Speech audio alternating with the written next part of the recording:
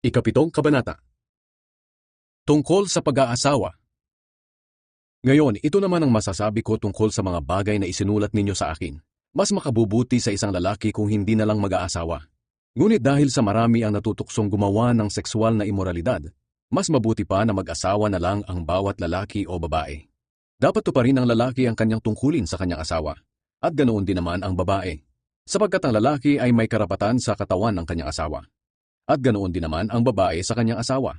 Kaya huwag ninyong ipagkait ang pagsiping sa inyong asawa. Maliban na lamang kung napagkasunduan ninyong ipagpaliban ito, upang mailaan ninyo ang inyong mga sarili sa pananalangin. Ngunit pagkalipas ng inyong pinagkasunduan, magsiping na uli kayo, dahil baka hindi na kayo makapagpigil at matukso kayo ni Satanas. Ang sinasabi ko'y hindi isang utos, kundi mungkahi lamang. Kung pwede lang, gusto ko sanang kayong lahat ay maging katulad ko na walang asawa. Ngunit may kanya-kanyang kaloob sa atin ng Diyos, at hindi ito pare-pareho. Ngayon, ito naman ang masasabi ko sa mga wala pang asawa at sa mga byuda. Mas mabuti kung magpatuloy na lang kayo sa kalagayan ninyong iyan. Ngunit kung hindi kayo makapagpigil sa inyong sarili, mag-asawa na lang kayo. Mas mabuti na ito kaysa sa magkasala kayo, dahil sa matinding pagnanasa ng laman. Ngayon, sa inyong mga may asawa, may utos ako na sinabi mismo ng Panginoon.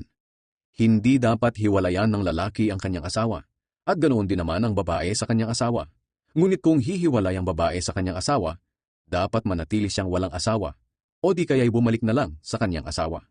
Sa iba naman, ito ang masasabi ko. Ito'y opinyon ko lang, walang sinabi ang Panginoon tungkol dito. Kung ang isang mananampalatayang lalaki ay may asawa na hindi mananampalataya na gusto namang magsama sila, hindi niya dapat hiwalayan ang babae. At kung ang isang babae naman ay may asawang hindi mananampalataya na gusto namang magsama sila, hindi niya dapat hiwalayan ang lalaki. Sapagkat ang lalaking hindi mananampalataya ay tinatanggap ng Diyos dahil sa kanyang mananampalatayang asawa. At ang babaeng hindi mananampalataya ay tinatanggap din ng Diyos dahil sa kanyang mananampalatayang asawa. Dahil kung hindi, maging ang mga anak nila ay hindi tatanggapin ng Diyos. Ngunit ang totoo, tinatanggap din sila ng Diyos. Ngunit kung gustong humiwalay ng asawang hindi mananampalataya, hayaan siyang humiwalay. Sa ganitong pangyayari ay wala nang pananagutan ang mananampalatayang asawa. Dahil tinawag tayo ng Diyos upang mamuhay ng mapayapa. Kung sa bagay, hindi naman kayo nakasisiguro kung ang inyong pagsasama ay magiging kasangkapan ng Diyos para maligtas ang inyong asawa. Mamuhay ayon sa kalagayang ibinigay ng Diyos. Ang bawat isa sa inyo ay dapat mamuhay ayon sa kalagayan na ibinigay ng Panginoon sa Kanya. Dapat manatili siya sa Kanyang kalagayan nang tinawag siya ng Diyos. Ito ang iniuutos ko sa lahat ng iglesia. Halimbawa, kung ang isang lalaki ay tuli nang siya'y tawagin ng Diyos, hindi na niya dapat baguhin ang kanyang kalagayan. At kung hindi pa siya tuli nang siya'y tawagin, hindi na niya kailangang magpatuli pa. Sapagat hindi mahalaga kung tuli ang isang lalaki o hindi. Ang mahalaga ay ang pagsunod sa mga utos ng Diyos. Kaya mamuhay ang bawat isa ayon sa kanyang kalagayan nang tinawag siya ng Diyos. Ikaw ba'y isang alipin ng tawagin ng Diyos? Hindi na bale, ngunit kung may magagawa ka naman para maging malaya, samantalahin mo ito. Sapagkat ang alipin ng tawagin siya ng Panginoon ay malaya na sa harap ng Panginoon. Ang tao namang malaya ng tawagin siya ay alipin na ngayon ni Kristo. Binili kayo ng Diyos sa malaking halaga. Kaya huwag kayong basta magpaalipin sa tao. Kaya nga mga kapatid, mamuhay ang bawat isa sa inyo ayon sa kanyang kalagayan nang tawagin siya ng Diyos. Tungkol sa mga walang asawa at mga byuda. Ngayon, tungkol naman sa mga walang asawa, wala akong utos mula sa Panginoon. Ngunit bilang isang mapagkakatiwalaan dahil sa awa ng Diyos, ito ang aking masasabi. Dahil sa mga kahirapan ngayon, mas mabuti kung magpatuloy na lang kayo sa inyong kalagayan.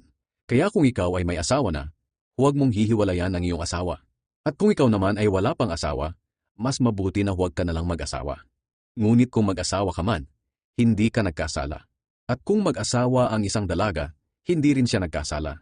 Kaya ko lang sinasabi sa mga wala pang asawa na manatili na lang na ganoon, dahil gusto kong maiwasan nila ang mga hirap ng buhay may asawa. Ang ibig kong sabihin mga kapatid, maikli na lang ang natitirang panahon. Kaya ang mga may asawa ay dapat nang mamuhay na parang walang asawa. Ang mga umiiyak naman na parang hindi umiyak. Ang mga nagagalak na parang hindi nagagalak. At ang mga bumibili na parang hindi bumibili para sa sarili. Ang mga gumagamit ng mga bagay dito sa mundo ay hindi dapat mawili sa mga bagay na ito. Dahil ang mga bagay sa mundong ito ay lilipas. Gusto ko sanang maging malaya kayo sa mga alalahanin sa mundong ito. Kung ang isang lalaki ay walang asawa, ang pinagkakaabalahan niya ay ang mga gawain ng Panginoon. at kung paano siya magiging kalugod-lugod sa kanya. Ngunit ang lalaking may asawa ay abala sa mga bagay dito sa mundo, kung paano niya mapapaligaya ang kanyang asawa. Dahil dito, hati ang kanyang isipan. Ganoon din naman sa mga babae. Kung ang isang babae walang asawa, ang pinagkakaabalahan niya ay ang paglilingkod sa Panginoon, at nais niyang ilaan ang kanyang buong buhay sa paglilingkod sa Kanya. Ngunit ang babaeng may asawa ay abala sa mga bagay dito sa mundo, kung paano niya mapapaligaya ang kanyang asawa. Sinasabi ko lamang ito para sa inyong kabutihan. Hindi ko kayo pinagbabawalang mag-asawa. Gusto ko lamang hanggat maaari ay maging maayos at walang hadlang ang inyong paglilingkod sa Panginoon. Ngayon, tungkol naman sa mga magkasintahan. Kung sa palagay ng lalaki ay hindi tama ang ikinikilos niya sa kanyang nobya dahil sa pagnanasa, at sa palagay niya ay dapat na silang magpakasal, mas mabuti ngang magpakasal na sila. Hindi ito kasalanan. Ngunit kung nagpasya ang lalaki na hindi na lang niya pakakasalan ang kanyang nobya, at hindi na lang siya mag-aasawa dahil kaya naman niyang magpigil sa sarili, mabuti rin ang kanyang ginagawa. Kaya mabuti kung mag-aasawa siya. Ngunit mas mabuti kung hindi. Ang babae ay nakatali sa kanyang asawa habang nabubuhay pa ito. Ngunit kung patay na ang kanyang asawa, maaari na siya mag-asawa uli. Pero dapat sa isang mananampalataya. Para sa akin, mas maligaya siya kung hindi na lang siya mag-asawang muli. Opinyon ko lang naman ito. Ngunit sa tingin ko'y ito rin ang itinuturo ng Espiritu ng Diyos na nasa akin.